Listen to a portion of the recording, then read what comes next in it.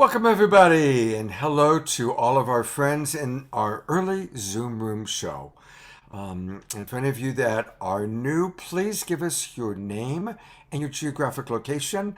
And I see all of my dear friends, Connie and Eleanor and Lynette and Leaf and John. They're always, Marlene, you're always like the first ones in there. But we already have 50 people with us. Welcome. We have a really, really beautiful show tonight. And we're going to have a really lovely early show as well. We've got a very special film that we're going to show you. But I'm going to go right into introducing my co host, my co pilot for tonight's show. I have so enjoyed creating with her, and I'm talking about Larisa Stow. Larisa, hi. Hello, Scott.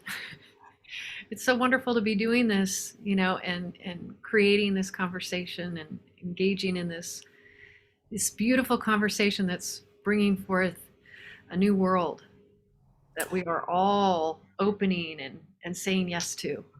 And I'm so appreciating you as a world builder. I've watched you from afar for a long, long time, and then we started working together on Saturday Night Live, and I love co-hosting with you. And you have brought in some really wonderful, wonderful friends and guests, and really helping me to I understand have. evolution. You have. So I'm going to actually turn it over to you for a minute. Please tell us what is the WEvolution, and then I'd love for you to introduce and bring on, and I'll bring them on, Jody and Susan and Michelle.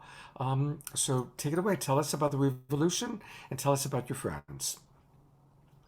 The WEvolution is really about dropping from our head, the mind, just the mind leading all the time that we've been used to doing that as a collective, and really dropping not only into our hearts, which is number one, but also bringing that fully, our heart awareness into our bodies.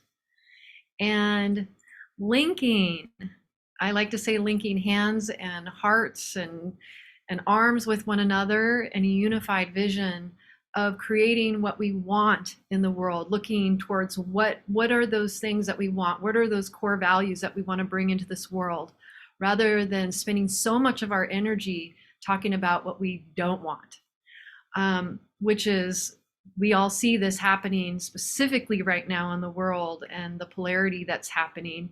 People are really looking at one another as if we are on opposite sides. And truly, if we go deeper, we can see that we all share core values.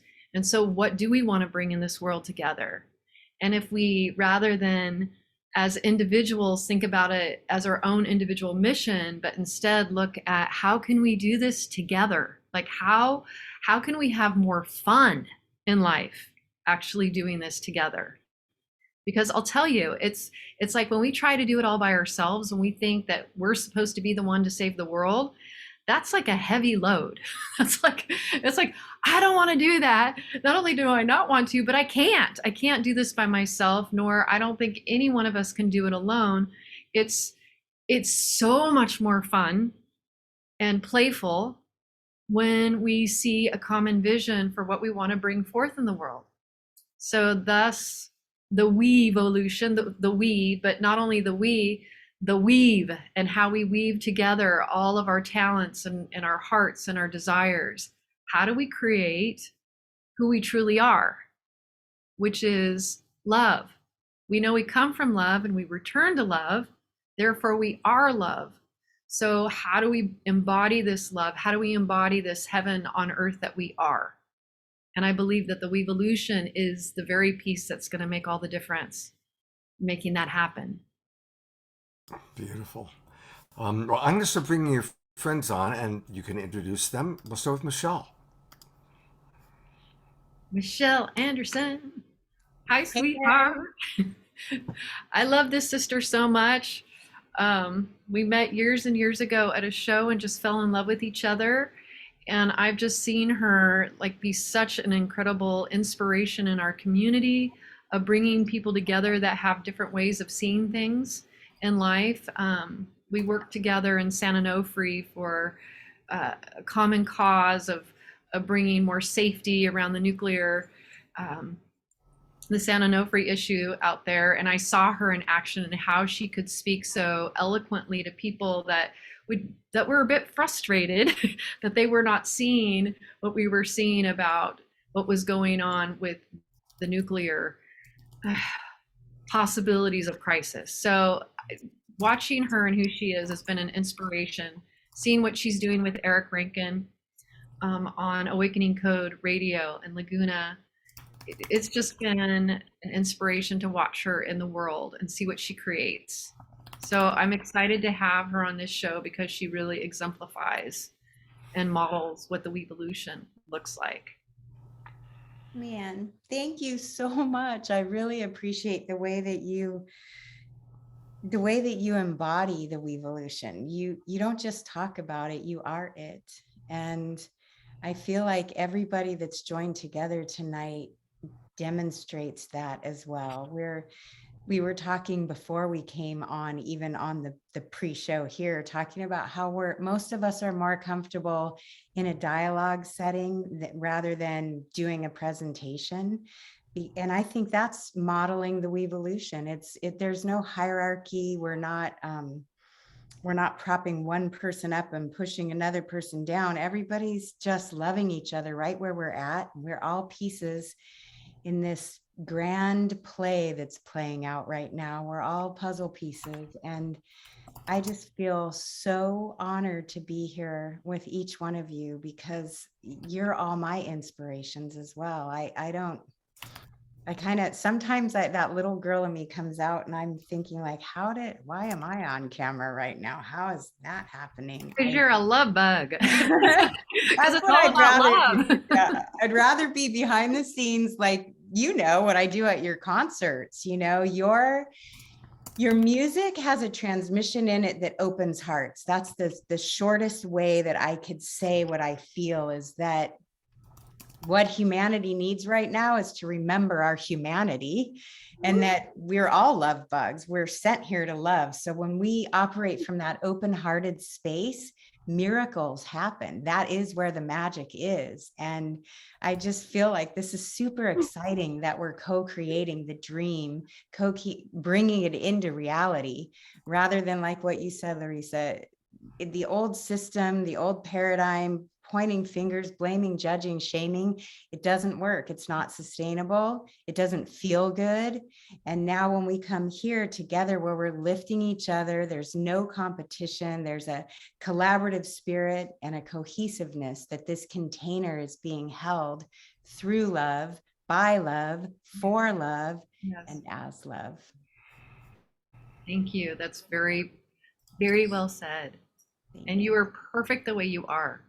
Thank you. And you're right. It's like, this is really not about us being talking heads and presenting, the WEvolution is about a conversation that we're having, and how do we create what we want to create in this world? How do we put our mind and our eyes and our heart on the goal, the mission of that embodiment as a collective?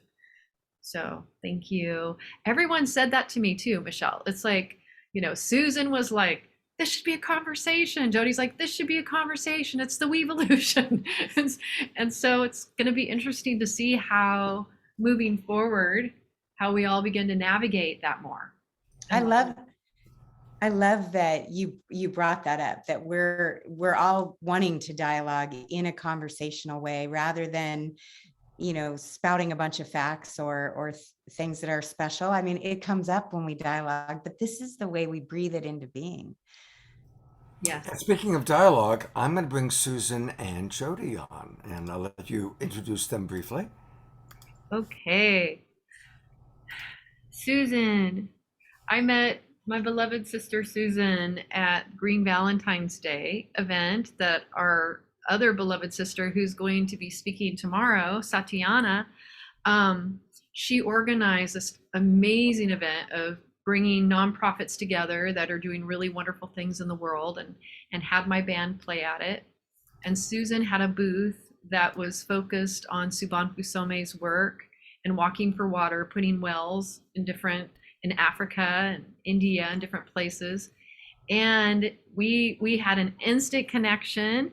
Oh no, I wanted to be your friend. You did want to be my I said, I want to be your friend. I think you can be my friend. And I had just moved here. And I knew Michelle. I already knew I wanted her to be my friend.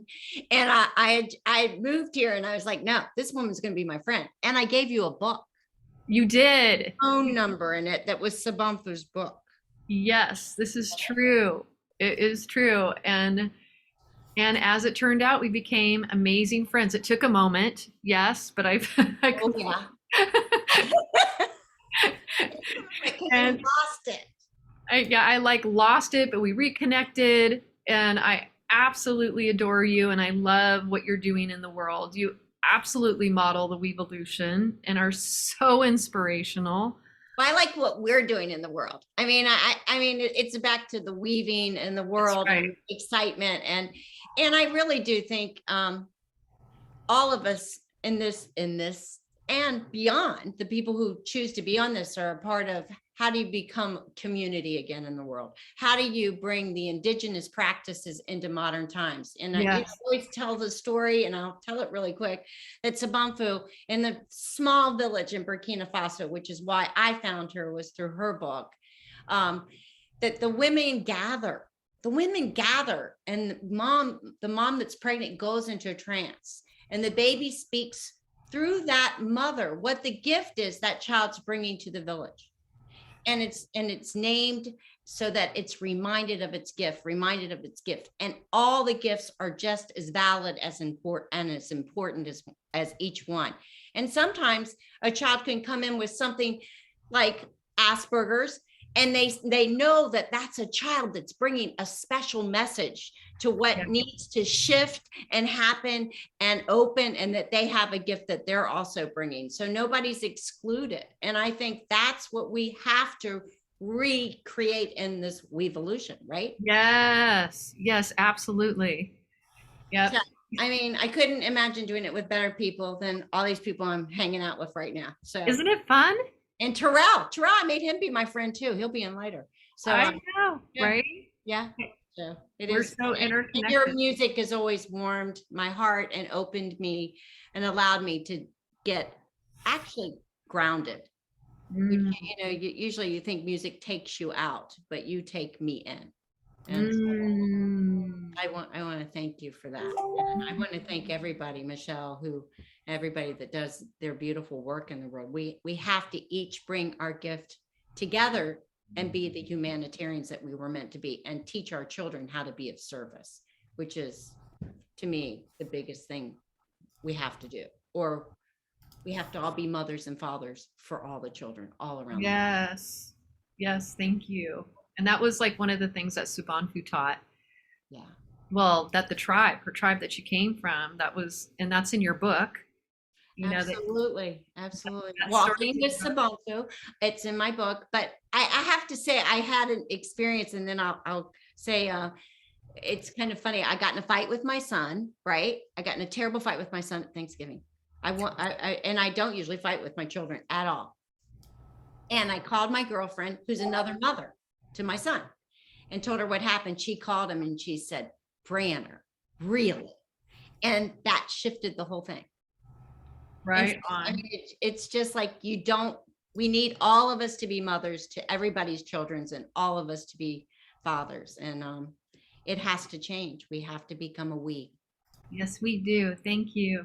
Yeah, yes, we do. And I want to acknowledge our Jody over here, who I love and adore, that I met at met you at Shakti Fest, and then we kept seeing each other. You kept coming to the workshops. And I see Susan right now, but now I see myself. Where'd Jody go? Here I am. There you are, honey. There you are. And I've had the pleasure of really getting to know you and to experience your work and your mission in the world, of how you created this meetup group for women. And it has been such an inspiration to see you bringing people together, and how you work with groups, and just your commitment to people connecting deeply, like heart-centered connections that change people's lives. and you truly, truly model the WEvolution. It's like, I just love you and what you're up to in the world. And I'm excited to share you with everybody and Thank why you it for works seeing so me. well, what you do. Thank you for seeing me. That's all I want to say right now. Thank you for seeing me. I'm so glad to be here and share myself. I'm loving watching the dynamic between all of you, and it is really a beautiful community.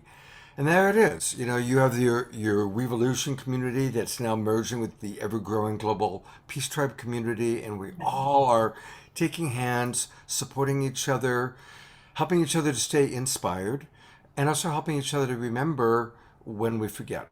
And along those lines, I am going to play a video. Our keynote speaker is Charles Eisenstein, and I just learned of this amazing video that he wrote and made, and it's very beautiful. And for everybody watching on our Zoom room, I'm really looking forward to your comments after you watch this, how you relate. It's a very, very powerful video. So here we go.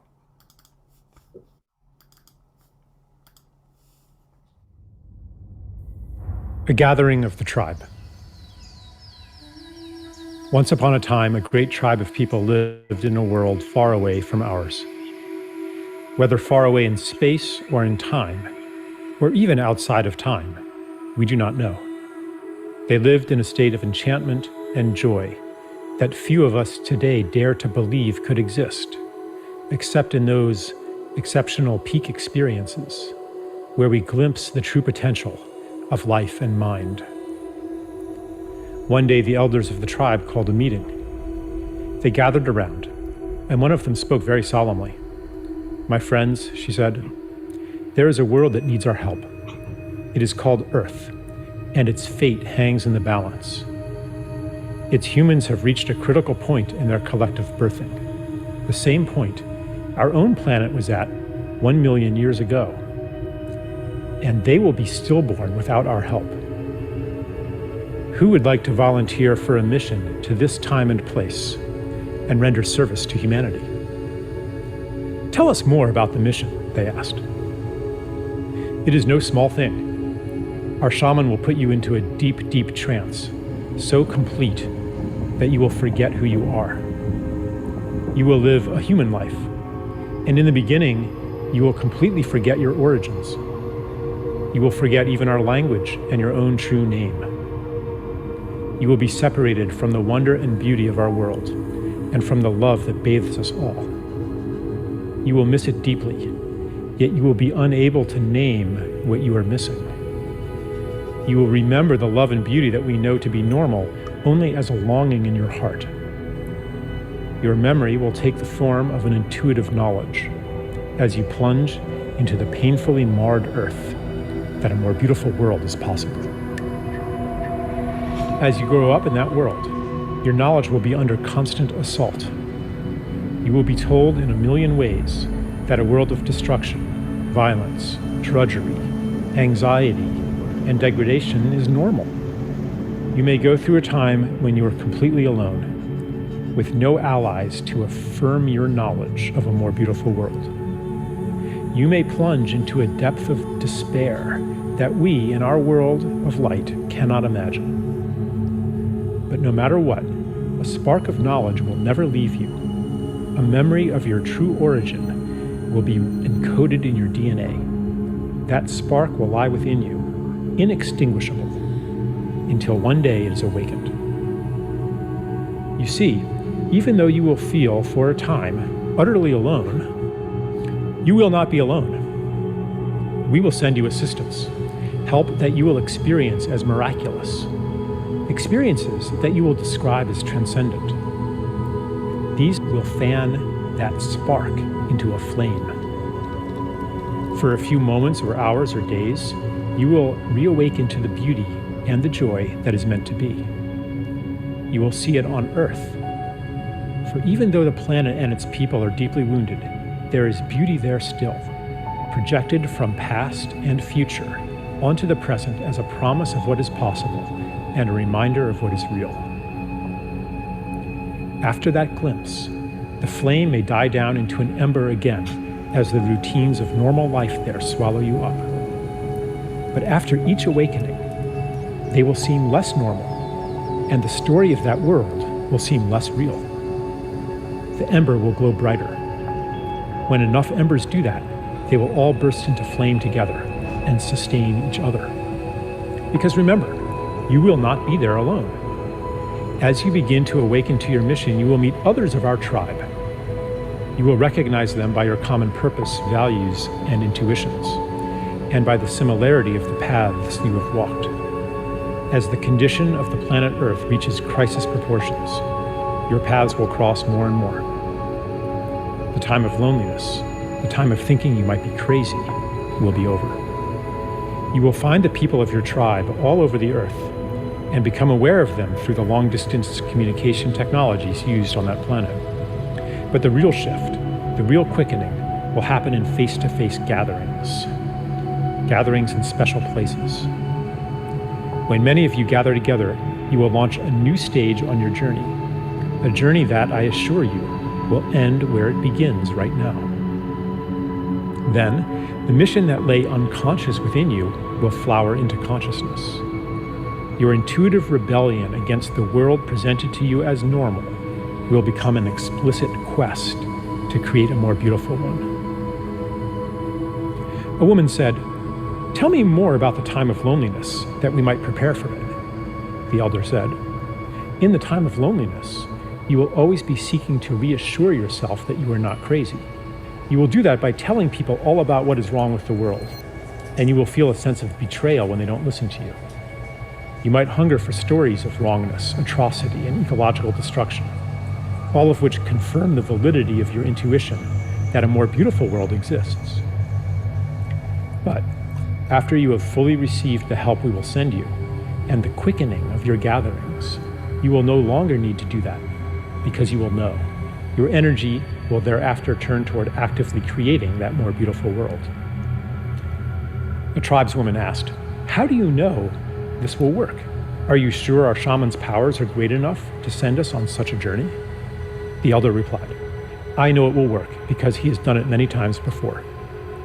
Many have already been sent to Earth to live human lives and to lay the groundwork for the mission you will undertake now. He's been practicing. The only difference now is that many of you will venture there at once.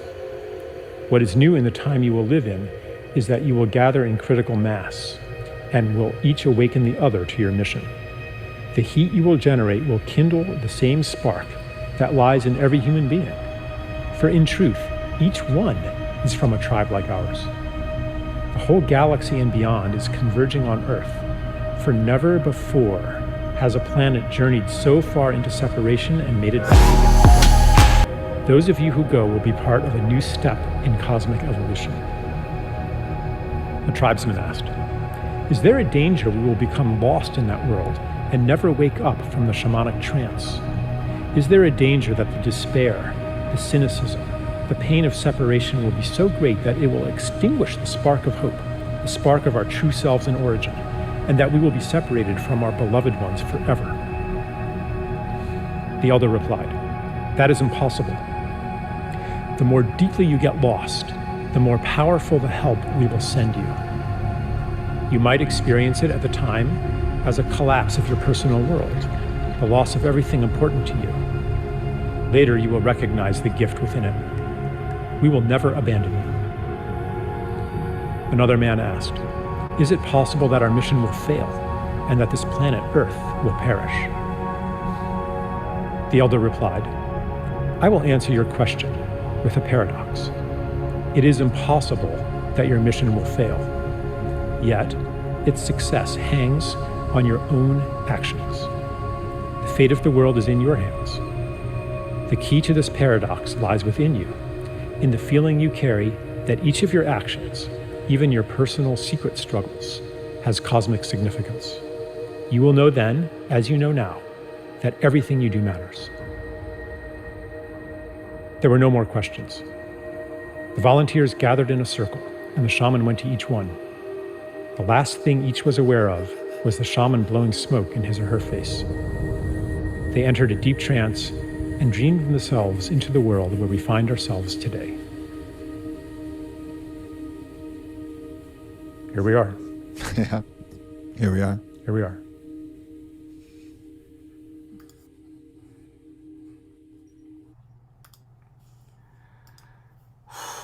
Wow, huh? I'll bring back on our friends. I'd taken you off spotlight. We only have just a minute or two because it's almost 6 o'clock and to start the main show. But I would love for people to put into the chat box their responses, and just we've got time for like a quick one line from any of you, that anything you want to share of how what this brought up for you. Did you relate to it? Did you go, oh my God, that's me? I can relate to that. Yeah.